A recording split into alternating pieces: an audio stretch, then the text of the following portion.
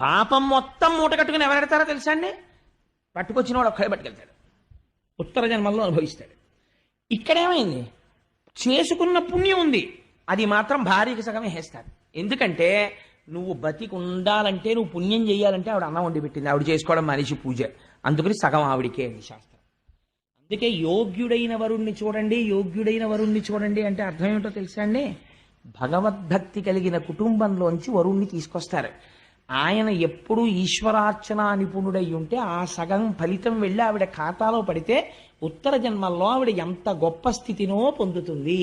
అందుకని భగవద్భక్తుడికి ఇచ్చి చెయ్యడం కోసమని వెతుకుతారు. కాబట్టి నీ వంటి భార్య దొరకడం నాకు చాలా సంతోషం. కానీ దితి, ఒక్క మాట చెప్తాను విను.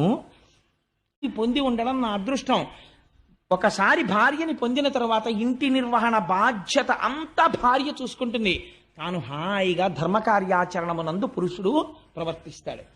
అదేమిటంటే మరి పాపం అలా ఆడవాళ్ళని ఇబ్బంది పెట్టేయచ్చా? పురాణాలని మీరు అనుకోక్కర్లేదు. ఆయన ధర్మం చేసేసుకుంటాడు, ఆవిడ వంట చేసుకుంటుందా అని. ఈయన చేసినటువంటి ప్రతి పుణ్యంలో సగభాగం ఆవిడ ఖాతాలో వేసేస్తారు. ఆవిడ చేసిన పుణ్యంలో సగభాగం ఈయనకి వెయ్యరు ధర్మశాస్త్రంలో. పాపానికి ఎందుకు భయపడమని చెప్పిందో తెలుసా అండి? పురుషుడు తాను పాపకర్మ చేసి ఏదైనా తీసుకుని ఇంట్లో తీసుకొచ్చి పెట్టాడు అనుకోండి, దాంట్లోంచి భాగం భార్యకు కానీ పిల్లలకు కానీ వేరు. మొత్తం ఫలితం తీసుకెళ్ళి ఆయన ఖాతాలో వేస్తారు. ఆయన శరీరం పడిపోయిన తర్వాత ఆయన తెచ్చిందంతా వీళ్ళందరూ పంచుకున్నారనుకోండి, వాళ్ళకేమీ తప్పేమీ తీసుకొచ్చి పెట్టరు, వాళ్ళు అనుభవించవచ్చు.